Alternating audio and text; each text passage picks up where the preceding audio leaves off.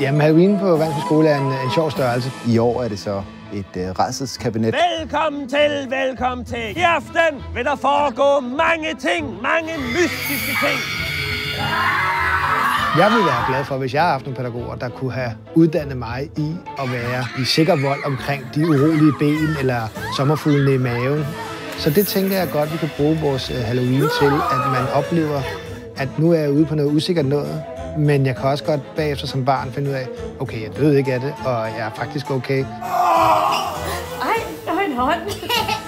Og jeg er faktisk vokset 2 meter ved at have gennemgået et skræmmerum eller et rædselskabinet.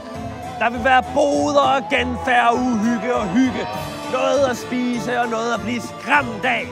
Og så har vi sådan et skovområde, som er omdannet til sådan en hyggeskov, eller hyggeskov, hvor der ikke sker noget skræmmende, men der er hyggebelysning, og der er små aktiviteter, man kan lave. Det kan vi lide, ikke? Jo. Ja, det er en lang historie.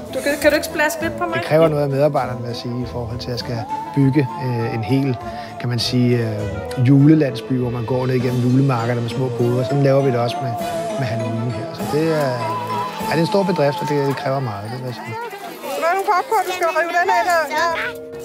Jeg synes, at vi har fornyet os rigtig meget hver år, og det er svært egentlig at sige, hvad der har været bedst og hvad der har været fedest. Sådan. Kollegaerne her og medarbejderne her, de har virkelig ville noget for børnene. De ville noget andet med børnene. Og vi har haft sådan et saying, at der er forskel på hverdag og fest, men hver dag er en fest.